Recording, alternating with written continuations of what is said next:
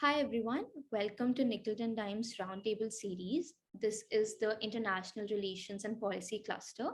And today, as panelists, we have Sashank, Sara, Raghav, and Raymond. And I, Shani, I'm going to be moderating the roundtable today. So, what we're going to be discussing for this particular episode is something that is of relevance not only for what's actually happening right now, but also gives a glimpse of a wider trend of authoritarianism or right wing politics that has sort of gained prominence in the world over. We're going to be discussing the Brazil riots that took place early this month following the elections, the presidential elections. So, to start us off, I would just want someone to give us a little background of what happened in the Brazil elections and who were the contending factions in this election and what were the issues that were at stake. Yeah, Sarah, please. Thank you. So what happened initially was the supporters of former Brazilian President Jair Bolsonaro, who refused to accept his election defeat, stormed Congress and the Supreme Court and the Presidential Palace.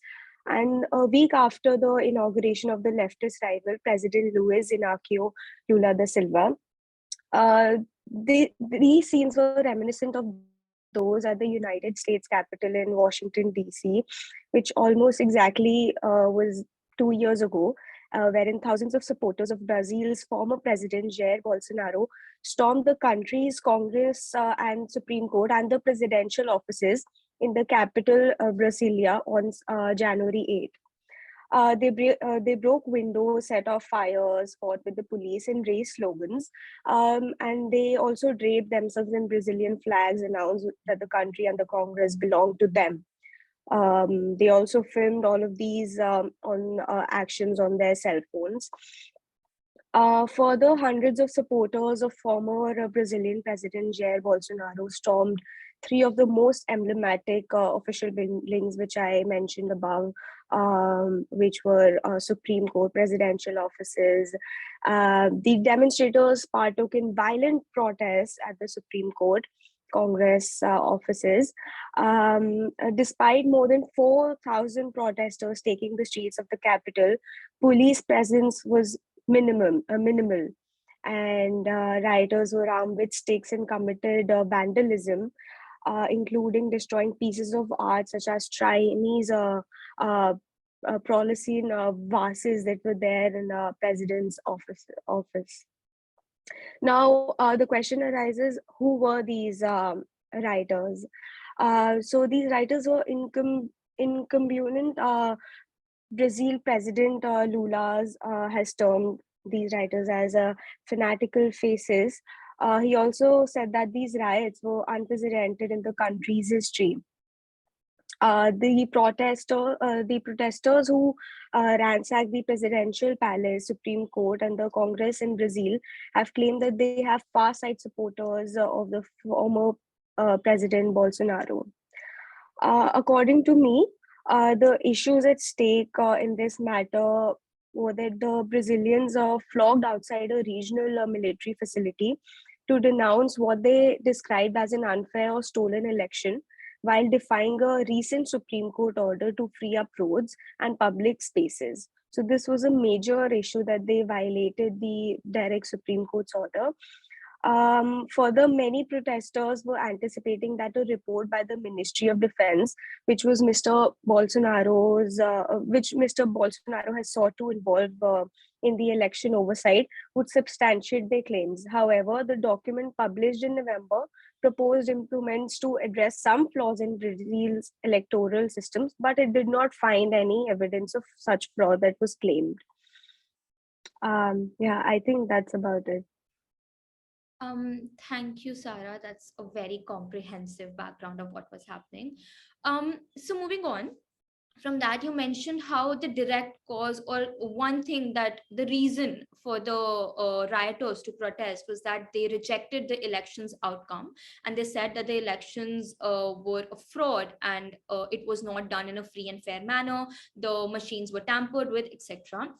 Along with that, what were some other causes of these riots? Like, what do you think the protesters eventually want from doing such things, and to what extent has the then president Jair Bolsonaro incited? Is he responsible for these attacks, or has he incited them directly, indirectly, in some or the other manner? What do you all think? Yeah, Sashank. when when you are at, when you see a political spectrum, when you are at either the far right or at the far left, and when you are a supporters of those ideologies, I feel that you are somewhat easy to manipulate. And that is what the then president Jair Bolsonaro has taken to his advantage. Even before the elections, there was this pink wave that was happening all over South America, wherein historical countries that had never even seen a left government, such as Colombia, they had seen left governments, and it was now again going towards the left wing. And Brazil was like this last hideout for the right wing presidents. And so there was already speculations that it's going to be a close call and Lula da Silva is going to make a comeback. So even before the election processes, Bolsonaro started to sow doubts among his supporters, that, what, it's going to be a tough fight, guys, and they're going to steal it away from me and things like that. He accused the media and the elites, who and accused the elites who kind of lobby for the governments, and accused them of like stealing the election results from him and things like that. So in a lot of fashion, I think he kept giving this diet of fake news and data that, just to um, that substantiates his own narrative, of it's a false election and things like that. And so he was in a many ways direct cause as well. And it's quite surprising that when the riots took place, he wasn't even there in the country. So that kind of adds more to the claim. If you weren't responsible, you would have actually been in the country. So if you kind of escape, that kind of makes you all the more suspicious of kind of inciting the rioters. So yes, he has played a large part in inciting the recent violences here. Yeah, I mean, I have to agree. And also, I think another, you said that, it's very easy to manipulate these factions. I also feel that what Bolsonaro did over the years of his presidency was that he sort of sowed in the minds of these supporters that if there is sort of a change in the government, they do not have to tolerate it, and that goes against the very spirit of democracy, and that is something that happened in the US as well. Moving on, Raghav, do you want to add on something to that? You had your hand raised. I think he covered all the points, so nothing as of now. All right, all right. Moving on, I would also just want to add about how, when we're talking about what the rioters want, the fact that they sort of set up camp near the military offices is that they were expecting the military to intervene and sort of um, overthrow the government through a coup. And that is very, like, I just feel it's given that the country has been under an authoritarian government for sort of some time, at least a right wing government. This just tells the mindset of these right wing politicians and what they plan to do if the government is comes under a leftist or a center left politician. Moving on, I think Sarah already covered most of it in the initial part of her answers. But what are the extent of these protests? You said that there was a lot of vandalism, but have they at all impacted the lives of ordinary Brazilians, or has there been just an attack on the government machinery and the government functioning? Yeah, Sarah. I believe the issue started when the use of tear gas and rubber bullets on the protesters, who is the public after all, by the police, was initiated. And they were sort of inexperienced, in my opinion, to handle such a large crowd control. That has definitely added to the shock value and pushed even more sympathizers into the streets of Brazil. Further, the protests, according to me, have become a nationwide phenomenon. I mean, and could definitely lead the current president and other politicians to make limited concessions on relatively small issues like such as bus fares and bigger ones including the quality of public spending, the lifestyle, etc. um your question as to how the extent of this phenomenon impacting the lives of Brazil citizens, I would say that they may continue to grow in numbers and disrupt daily life of the Brazilian cities, perhaps for months to come, I believe. The protests also add to the sensation that the Brazil, after a decade in which seemingly everything went right, has become bogged down in rising inflammation and inflation of crime and social unrest. Um, yeah, that's about it. Thank you, Sarah. Before you speak up, Sashank, I would just want to add here. I would have to contradict. I mean, I personally do not agree with the fact that these protests would continue in the long run. Personally, because again, there's an absence of a leader who can come and sort of oppose the government. Because again, Bolsonaro is nowhere to be seen. He's off in Florida. So such movements that are sort of leaderless, they often tend to die down after some time, and that is sort of what has already happened, because the government has already started to take strict measures, as we'll be discussing in the next question. These rioters sort of have gotten underground and they are not really that active anymore. But yeah, Sashank, please.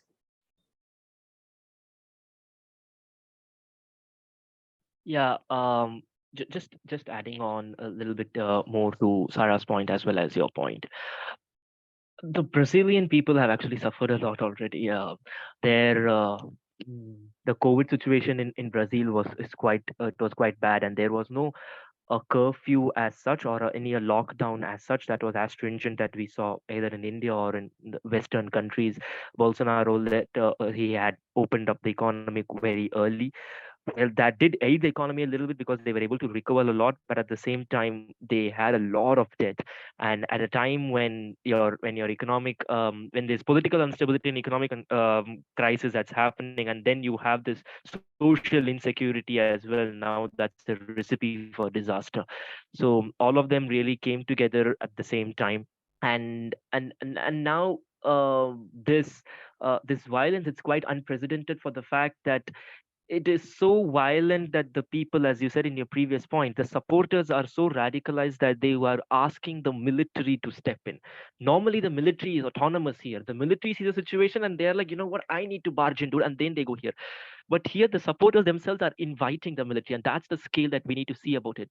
And Brazil has already suffered military dictatorship for around 25 years or 21 years, if I'm not wrong. So it's now again literally kind of a flashback to the past. And I just, one of the reports I heard, that some of the common citizens over here, they're completely shell shocked about the violence. There hasn't been this kind of any dramatic violence and dramatic protest when it has come to the transfer of power from one president to another. And Bolsonaro not even attending the handing over ceremony, that itself kind of speaks volumes to the the air of tension that's they're kind of prevalent in Brazil. And so in a lot of fashion it will be short lived, I agree with you, but it's quite unprecedented that what seemed to be a normal, just a transition of government has kind of prolonged into this mini civil war as such. Yeah, thank you, Sashank.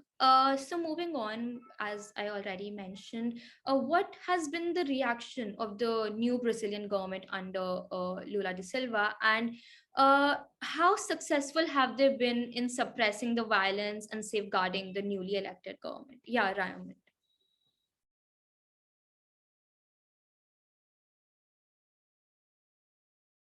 Lula's government has so far been very fierce. President Lula da Silva has vowed to punish the supporters of Jair Bolsonaro, and Additionally, the Justice Minister has said the government is seeking information on what they call the protests as the terrorist attacks. The governor of Brasilia, Ibanez Rocha, has already been removed from his post, and various other measures against the military, such as Lula's decrease of military involvement in the presidential guard, has taken place. And he has time and again said this, that the military he condemns the Brazilian army for not playing an active role in curtailing the protests, in promoting law and order, and in preventing the loss of damage that occurred throughout how the protests occurred. Yeah, and yeah, one second, Sashank. Adding on to what Rayoman said, I think the fact that Lula termed it as terrorist attack sort of shows how he's taking a very strict and hardline approach to deal with the protesters. And I think that is also very evident in the number of people that have already been detained and they have been arrested. So that just shows, and he's sort of setting an example that such kind of such kind of protests and riots would not be, anti-democratic protests and riots would not be tolerated. And also I think some of the leftist parties are calling for pro-democracy protests in response to such anti-democracy protests, and that is something that I feel is pretty interesting. Yeah, Sashank. Just a small point as such. So Lula, he wasn't there when the protest actually took place. He wasn't there physically in Brasilia, but once he came back, as Raymond said, he promised the sternest of actions and he condemned it.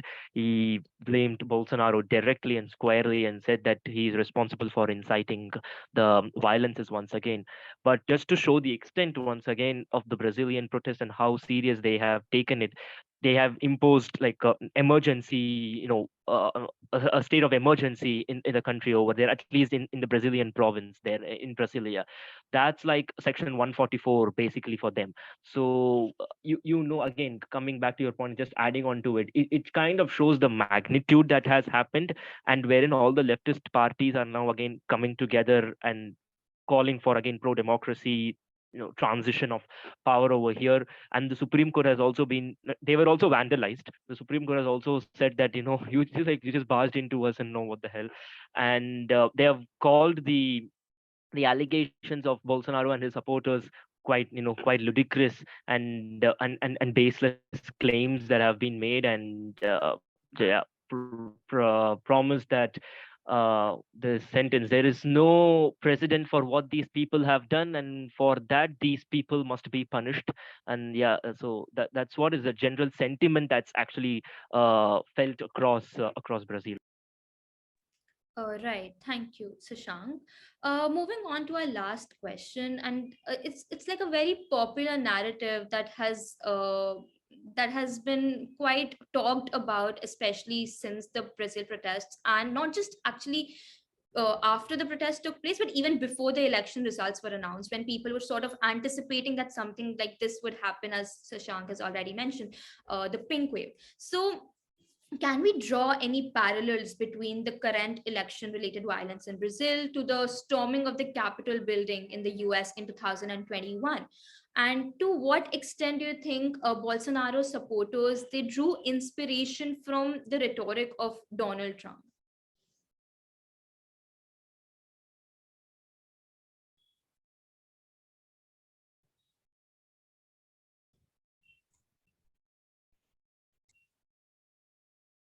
Yeah, Sashank. I'll just keep my point short. In a fashion, you need to give it to Bolsonaro, man.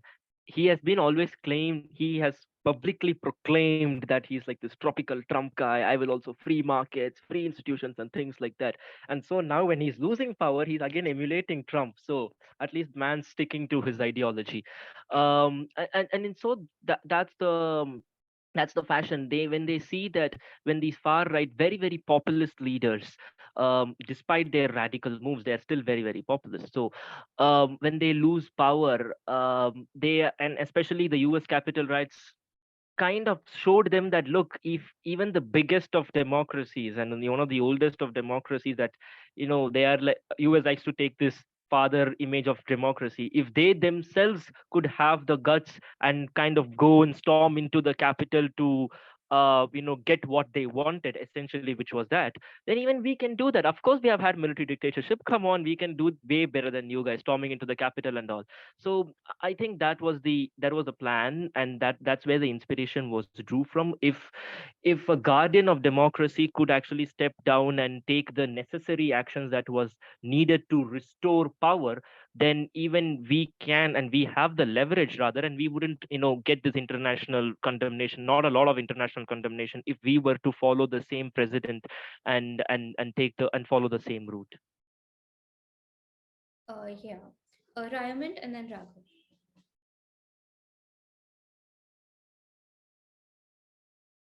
By drawing such stark parallels of Bolsonaro trying to emulate Trump, I think this is one of the biggest decline outcomes of what happened at the Capitol on January the 5th. And I think US is losing its democratic edge in its own backyard. And by drawing these parallels, it is now more evident that democracy is sliding, and the US is not doing enough for Central and Latin American states. Moreover, I feel a slight departure that Bolsonaro would have taken was through the military. The US Army at the time of the Capitol riots was involved in like promoting law and order, getting the congressmen out of the White House as the protesters came in. But here, I see a very different role for the military, which is sort of more in line with what the protesters wanted them to do. So I feel that is a very big difference, and which is sort of uh, is it the both protests are parallel, but there is sort of a progressional level that Bolsonaro supporters advance towards by calling in the military. Right. Yeah, Raghav. What I see over here is that there are two populist right-wing leaders who came to power via anti-establishment sentiment by using through ways like an anti-minority or anti-globalist rhetoric, and then they go on to attack the democratic institutions on the country. And when they are ousted out, eventually protests like these occurs. And what I see apart from the protest, where I see the similarity among these leaders is that if you look at the foreign policy of Bolsonaro and Trump. So Trump and Bolsonaro both have tried to distance their nations from institutions like United Nations, WHO, and both have actually started a feud with the China. So Trump has been famous for his trade wars with China, and following his lead, Bolsonaro also implemented certain trade restrictions with China. And apart from that, both have tried to dampen the sovereignty of the country.